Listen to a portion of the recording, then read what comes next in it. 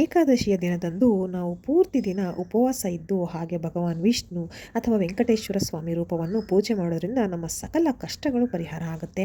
ಹಾಗೆ ಈ ಜನ್ಮದ್ದು ಮಾತ್ರ ಅಲ್ಲದೆ ನಮ್ಮ ಹಿಂದಿನ ಜನ್ಮದಲ್ಲಿ ಏನು ನಾವು ಪಾಪಕರ್ಮಗಳನ್ನು ಮಾಡಿರ್ತೀವಿ ಅದಕ್ಕೂ ಕೂಡ ಪರಿಹಾರ ಸಿಕ್ಕತ್ತೆ. ಹಾಗೆ ಆ ಒಂದು ಕರ್ಮ ಕೂಡ ಸವಿತಾ ಬರುತ್ತೆ ಅಂತ ಹೇಳಲಾಗುತ್ತೆ.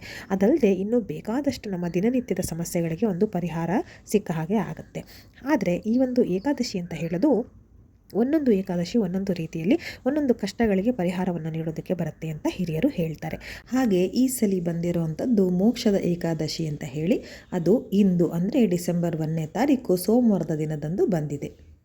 ಈ ಒಂದು ಏಕಾದಶಿಯನ್ನು ಹೇಗೆಲ್ಲ ಆಚರಣೆ ಮಾಡಬೇಕು, ಇದರಿಂದ ನಮಗೆ ಏನು ಒಂದು ಒಳ್ಳೆಯ ಥರದಲ್ಲಿ ಉಪಯೋಗ ಇದೆ, ಹಾಗೆ ಇದರಿಂದ ನಾವು ಏನನ್ನು ಒಂದು ಕಳ್ಕೊಳ್ಬೋದು ಅನ್ನೋದನ್ನು ಈ ವಿಡಿಯೋದಲ್ಲಿ ಪೂರ್ತಿಯಾಗಿ ತಿಳಿಸ್ತಾ ಹೋಗ್ತೀನಿ. ವಿಡಿಯೋನ ಎಲ್ಲ ಸ್ಕಿಪ್ ಮಾಡಿದೆ ಕೊನೆ ತನಕ ಪೂರ್ತಿಯಾಗಿ ನೋಡ್ತಾ ಹೋಗಿ.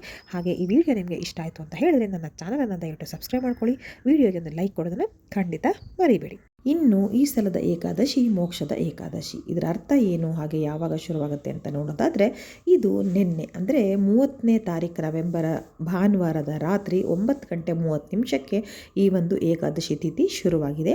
ಹಾಗೆ ಈ ಒಂದು ಏಕಾದಶಿ ತಿಥಿ ಕೊನೆಗೊಳ್ಳುವಂಥದ್ದು ಡಿಸೆಂಬರ್ 1ನೇ ತಾರೀಕು ಸೋಮವಾರದ ರಾತ್ರಿ 7:01 ಈ ಒಂದು ಏಕಾದಶಿ ತಿಥಿ ಕೊನೆಗೊಳ್ಳುತ್ತೆ. ನಾವು ಇಷ್ಟರಲ್ಲಿ ನಾವು ಏಕಾದಶಿಯನ್ನು ಆಚರಣೆ ಮಾಡಬೇಕಾಗತ್ತೆ. ಇದರಲ್ಲಿ ನಮಗೆ ನಿನ್ನೆ ಅಂದರೆ ಹಿಂದಿನ ದಿವಸ ರಾತ್ರಿ 9ವರೆಗೆ ಬಂದಿರುತ್ತೆ. ನಮಗೆ ಸೂರ್ಯೋದಯದ ಒಂದು ಟೈಮಿಗೆ ನಮಗೆ ಈ ಒಂದು ಏಕಾದಶಿ ತಿಥಿ ಸಿಕ್ಕಿರೋದಿಲ್ಲ. ಯಾವ ದಿನದಲ್ಲಿ ಸೂರ್ಯೋದಯಕ್ಕೆ ನಾವು ಆಚರಣೆ ಮಾಡುವಂಥ ತಿಥಿ ಸಿಕ್ಕಿರುತ್ತೆ ಅಂದಿನ ದಿನ ನಾವು ಆ ಒಂದು ವ್ರತ ಕತೆ ಹಬ್ಬ ಹರಿದಿನವನ್ನು ಆಚರಣೆ ಮಾಡಬೇಕಾಗತ್ತೆ. ಅದೇ ರೀತಿ ಇಂದು ಅಂದರೆ ಡಿಸೆಂಬರ್ 1ನೇ ತಾರೀಕು ಸೂರ್ಯೋದಯದ ಹೊತ್ತಿಗೆ ನಮಗೆ ಏಕಾದಶಿ ತಿಥಿ ಸಿಕ್ಕಿರೋದ್ರಿಂದ ನಾವು ಈ ಒಂದು ಏಕಾದಶಿಯನ್ನು ಇಂದು ಅಂದರೆ ಸೋಮವಾರ ಡಿಸೆಂಬರ್ 1ನೇ ತಾರೀಕು ನಾವು ಆಚರಣೆಯನ್ನು ಮಾಡಬೇಕಾಗತ್ತೆ. ಇನ್ನು ಮೋಕ್ಷದ ಏಕಾದಶಿ ಅಂತ ಹೇಳಿದ್ರೆ ಏನು ಅರ್ಥವನ್ನು ಕೊಡುತ್ತೆ, ಏನು ಇದರಿಂದ ನಮಗೆ ಪ್ರಯೋಜನ ಅಂತ ತಿಳ್ಕೊಳ್ಳೋದಾದರೆ, ಮೋಕ್ಷದ ಏಕಾದಶಿ ಅಂತ ಹೇಳಿದ್ರೆ ನಾವು ಮೋಕ್ಷವನ್ನು ಪಡ್ಕೊಳ್ಳುವಂಥದ್ದು. ಆ ಒಂದು ಮೋಕ್ಷವನ್ನು ಪಡ್ಕೊಳ್ಳೋದಕ್ಕೋಸ್ಕರ ಈ ಒಂದು ದಿನದ ಏಕಾದಶಿಯನ್ನು ನಾವು ಆಚರಣೆ ಮಾಡಬೇಕಾಗತ್ತೆ. ಮೋಕ್ಷವನ್ನು ಪಡೆಯೋದು ಅಂತ ಹೇಳಿದ್ರೆ ನಮಗೆ ಮಾತ್ರ ಅಲ್ಲದೆ, ಅಂದರೆ ನಾವು ಮಾತ್ರ ಅಲ್ಲದೆ ನಮ್ಮ ಹಿರಿಯರು ಮಾಡಿರತಕ್ಕಂತಹ ಯಾವುದೇ ಒಂದು ಪಾಪಕರ್ಮಗಳಾಗಿರ್ಬೋದು, ಯಾವುದೇ ಒಂದು ಬೇಡದ ಕೆಲಸದಿಂದ ಅವರು ಒಂದು ಮೋಕ್ಷ ಹೊಂದಿರಲ್ಲ ಅಂತ ಇಟ್ಕೊಳ್ಳಿ, ಅಂಥವರಿಗೂ ಕೂಡ ನಾವು ಮೋಕ್ಷವನ್ನು ಸಿಗೋ ಹಾಗೆ ಮಾಡಬಹುದು. ಈ ಒಂದು ಏಕಾದಶಿಯ ದಿನ ನಾವು ಸ್ವಚ್ಛಂದವಾಗಿ ವಿಷ್ಣು ಭಗವಾನ್ನ ಆಚರಣೆ ಮಾಡೋದ್ರಿಂದ, ಹಿಂದಿನ ದಿನದ ಏಕಾದಶಿಯ ಆಚರಣೆಯಿಂದ ಅಂತ ಅಂದರೆ, ಈಗ ನಾವು ನಮ್ಮ ಹಿರಿಯರು ಮಾಡಿರೋವಂಥ ಪುಣ್ಯದ ಫಲ ನಮಗೆ ಹೇಗೆ ಸಿಕ್ಕತ್ತೋ ಹಾಗೆ ಪಾಪದ ಫಲವು ಕೂಡ ನಮಗೆ ಸಿಕ್ಕತ್ತೆ. ಅದರಿಂದ ಕೂಡ ನಾವು ತೊಂದರೆನ ಅನುಭವಿಸ್ತಾ ಇರ್ತೀವಿ. ಹಾಗೆ ಅವರು ಕೂಡ ಮೋಕ್ಷ ಸಿಗದೆ ಹಾಗೆ ಇರ್ತಾರೆ ಅಂತ ಹೇಳಲಾಗುತ್ತೆ ಕೆಲವೊಮ್ಮೆ. ಹಾಗಾಗಿ ಅಂಥವ್ರಿಗೂ ಕೂಡ ಮೋಕ್ಷ ಸಿಗುತ್ತೆ. ನಮ್ಮ ಪಿತೃಗಳಿಗೆ, ನಮ್ಮ ಹಿರಿಯರಿಗೆ ಮೋಕ್ಷ ಸಿಗುತ್ತೆ. ಹಾಗೆ ಈ ಒಂದು ವ್ರತವನ್ನು ಮಾಡೋದ್ರಿಂದ ನಮಗೂ ಕೂಡ ಮೋಕ್ಷ ದೊರೆಯುತ್ತೆ ಅಂತ ಹೇಳಲಾಗುತ್ತೆ. ಇನ್ನು ಇದರ ಆಚರಣೆ ಏನು ಅಂತಂದರೆ, ನೀವು ಬೆಳಗ್ಗೆ ಸಾಮಾನ್ಯವಾಗಿ ನಿಮಗೆ ತಿಳಿದಿರುತ್ತೆ, ಹಾಗಾಗಿ ಬೆಳಗ್ಗೆ ಬೇಗ ಎದ್ದಿರ್ತೀರ. ಎದ್ದು ನಿಮ್ಮ ನಿತ್ಯ ಕರ್ಮಗಳನ್ನು ಮುಗಿಸಿ ಸ್ನಾನಾದಿಗಳನ್ನು ಮುಗಿಸ್ಕೋಬೇಕಾಗುತ್ತೆ. ಆನಂತರ ನೀವು ವಿಷ್ಣು ದೇವರು, ವಿಷ್ಣು ಭಗವಾನ್ ಫೋಟೋ ಇರುತ್ತೆ ಅಥವಾ ವೆಂಕಟೇಶ್ವರ ಸ್ವಾಮಿ ಫೋಟೋ ಇರುತ್ತೆ, ಅದಕ್ಕೆ ನೀವು ನಿಮ್ಮ ಕೈಲಿ ಎಷ್ಟಾಗುತ್ತೆ ಅಷ್ಟು ಪೂಜೆಯನ್ನು ಮಾಡಿ, ಅದಕ್ಕೆ ಅರಿಶಿನ ಕುಂಕುಮ ಶ್ರೀಗಂಧ ಎಲ್ಲವನ್ನು ಹಚ್ಚಿ ಗೆಜ್ಜೆ ವಸ್ತ್ರವನ್ನು ಇರಿಸಿ ಹಳದಿ ಬಣ್ಣದ ಹೂವನ್ನು ಹಾಕಿ, ತುಂಬಾ ಶ್ರೇಷ್ಠ, ಹಳದಿ ಬಣ್ಣದ ಹೂವನ್ನು ಹಾಕಿ ಅದಕ್ಕೆ ನೀವು ಪೂಜೆಯನ್ನು ಮಾಡಿ. ಹಳದಿ ಬಣ್ಣದ ಯಾವ ಹೂವಾದರೂ ಪರವಾಗಿಲ್ಲ, ಸೇವಂತಿಗೆ ಆಗಿರ್ಬೋದು, ಗುಲಾಬಿ ಆಗಿರ್ಬೋದು, ದಾಸವಾಳ ಆಗಿರಬಹುದು, ಹಾಗೆ ಪುನ್ನಾಗ ಅಂತ ಒಂದು ಬರುತ್ತೆ ವಿಶೇಷವಾದ ಹೂವು, ಅದನ್ನು ಕೂಡ ನೀವು ಏರಿಸಿ ಪೂಜೆಯನ್ನು ಮಾಡಬಹುದು.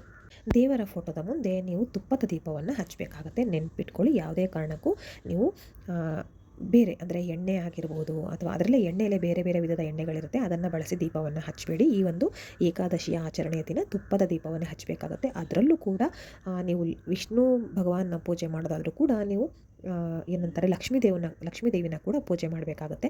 ಹಾಗಾಗಿ ಅದು ಜೋಡಿ, ನೀವು ಫೋಟೋ ಒಂದೇ ಇಟ್ಟಿದ್ರು ಕೂಡ ನೀವು ಲಕ್ಷ್ಮೀ ದೇವಿಯನ್ನು ಮನದಲ್ಲಿ ಆರಾಧನೆ ಮಾಡಬೇಕಾಗತ್ತೆ. ಹಾಗಾಗಿ ಜೋಡಿ ತುಪ್ಪದ ದೀಪವನ್ನೇ ಹಚ್ಚಬೇಕಾಗತ್ತೆ, ಆಗ ಮಾತ್ರ ನಿಮಗೆ ಫಲ. ಅಷ್ಟೆಲ್ಲ ಆಗಿ ಆ ನಂತರ ನೀವು ಓಂ ನಮೋ ಭಗವತೆ ವಾಸುದೇವಾಯ ಅಂತ ಇದೊಂದು ಸ್ತೋತ್ರವನ್ನು 108 ಬಾರಿ ಪಠನೆ ಮಾಡಬೇಕಾಗತ್ತೆ. ಹಾಗೆ ಅದರ ಜೊತೆಗೆ ನೀವು ನೈವೇದ್ಯಕ್ಕೆ ಅಂತ ಹೇಳಿದ್ರೆ ನೀವು ಹಣ್ಣು ಹಂಪಲುಗಳನ್ನು ಇಡ್ಬೋದು, ಹಾಗೆ ತೆಂಗಿನಕಾಯಿನ ಇಡ್ಬೋದು ನೈವೇದ್ಯಕ್ಕೆ, ಹಾಗೆ ಹಾಲನ್ನು ಇಡ್ಬೋದು, ಪಂಚಾಮೃತವನ್ನು ಇಡ್ಬೋದು, ಅಥವಾ ಬರೀ ಬೆಲ್ಲವನ್ನು ಇಡಬಹುದು. ಈ ರೀತಿಯ ಪದಾರ್ಥಗಳನ್ನು ನೀವು ನೈವೇದ್ಯಕ್ಕೆ ಇಟ್ಟರೆ ತುಂಬಾ ಒಳ್ಳೆಯದು, ಅದರಿಂದ ಶುಭ ಕೂಡ. ಬೆಲ್ಲ ಇಟ್ಟರೆ ನಿಮಗೆ ಲಕ್ಷ್ಮೀದೇವಿ ಹಾಗೆ ಏನಂತಾರೆ ವಿಷ್ಣು ಭಗವಾನ್ ಅವರ ಕೃಪೆ ಕೂಡ ನಮಗೆ ಎರಡೂ ಕೂಡ ನಮಗೆ ದೊರೆಯುತ್ತೆ. ಬರುತ್ತೆ ಅಂತ ಹೇಳಲಾಗುತ್ತೆ. ಬೆಲ್ಲವನ್ನು ಇಡೋದ್ರಿಂದ ವಿಶೇಷವಾಗಿ ಮಹಾಲಕ್ಷ್ಮೀ ದೇವಿ ಸಂತೃಪ್ತಿಗೊಳ್ತಾಳೆ ಅಂತ ಹೇಳಲಾಗುತ್ತೆ. ಹಾಗಾಗಿ ನೀವು ಬೆಲ್ಲವನ್ನು ಕೂಡ ನೈವೇದ್ಯಕ್ಕೆ ಇಡ್ಬೋದು, ಅಥವಾ ಡ್ರೈ ಫ್ರೂಟ್ಸ್ ಅಂದರೆ ಒಣ ಹಣ್ಣುಗಳನ್ನು ಕೂಡ ನೀವು ನೈವೇದ್ಯಕ್ಕೆ ಇಡಬಹುದು.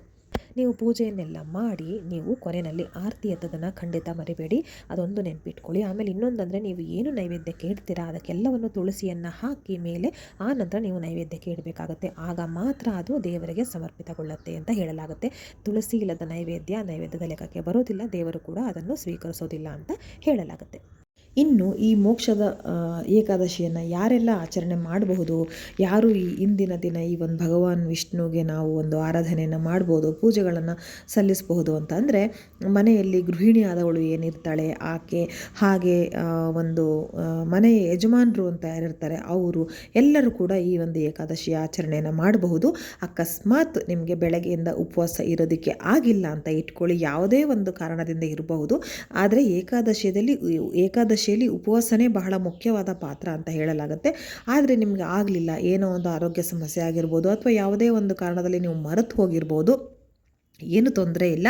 ದೇವರಲ್ಲಿ ಒಂದು ಕ್ಷಮಾಪಣೆಯನ್ನು ಕೇಳ್ತಾ ನೀವೇನು ಮಾಡಬೇಕಂತಂದರೆ, ನೀವು ಈಗ ಬೆಳಗ್ಗೆ ಏನು ತಿಂಡಿ ತಿಂದುಬಿಟ್ಟಿರ್ತೀರ, ಅಥವಾ ಬೆಳಗ್ಗೆ ಏನಾದರೂ ಒಂದು ಕುಡಿದು ತಿಂದು ಮಾಡಿರ್ತೀರ, ಅದಾದ ನಂತರ ಆದರೂ ನೀವು ಒಂದು ಉಪವಾಸವನ್ನು ಕೈಗೊಳ್ಳಿ. ಅಂದರೆ ಬರೀ ಕೇವಲ ಹಣ್ಣು ಹಂಪಲನ್ನು ಸೇವಿಸಿ, ಅಥವಾ ಅಕ್ಕಿಯನ್ನು ಬಳಸದೆ ಮಾಡಿರುವಂಥ ಪದಾರ್ಥವನ್ನು ಸೇವಿಸಿ, ಹೀಗೆ ಮಾಡಿಕೊಂಡು ನೀವು ಈ ದಿನದ ಒಂದು ಏಕಾದಶಿ ಆಚರಣೆಯನ್ನು ಮಾಡಬೇಕಾಗತ್ತೆ. ಯಾಕೆ ಅಂದರೆ ಇದೊಂದು ವಿಶೇಷವಾದ ಏಕಾದಶಿ, ಇದು ಬಂದಾಗ ನಾವು ಖಂಡಿತವಾಗ್ಲೂ ಆಚರಣೆ ಮಾಡಬೇಕಾಗತ್ತೆ.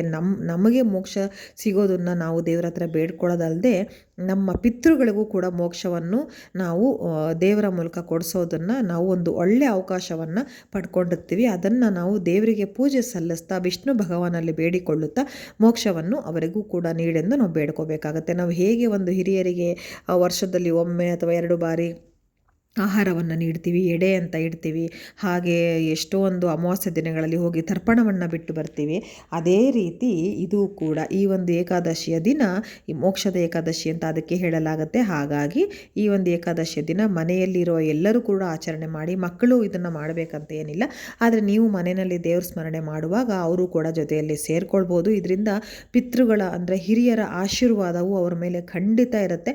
ಅಥವಾ ಹಿರಿಯರಿಂದ ಅಂದರೆ ಈಗ ಆಗಲೇ ಗತಿಸಿ ಹೋದಂತಹ ಹಿರಿಯರಿಂದ ಏನಾದರೂ ಒಂದು ಸಮಸ್ಯೆ ಇತ್ತು ಅಂತ ಇಟ್ಕೊಂಡ್ರೆ, ಅಂದರೆ ಅವ್ರಿಗೆ ಮೋಕ್ಷ ಸಿಗದೆ ಏನಾದರೂ ಅಂದರೆ ಅವರು ಮಕ್ಕಳ ಮೇಲೆ ಅಥವಾ ಮೊಮ್ಮಕ್ಕಳ ಮೇಲೆ ಅದರ ಪ್ರಭಾವ ತುಂಬ ಬೀರುತ್ತೆ.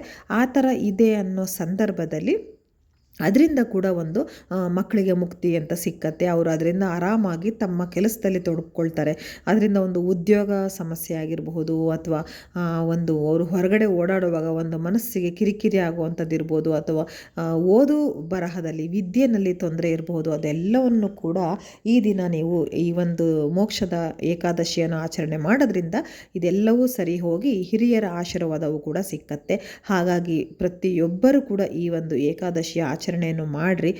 ಎಲ್ಲರಿಗೂ ಕೂಡ ಭಗವಾನ್ ವಿಷ್ಣು ಒಳ್ಳೆಯದನ್ನು ಮಾಡಲಿ.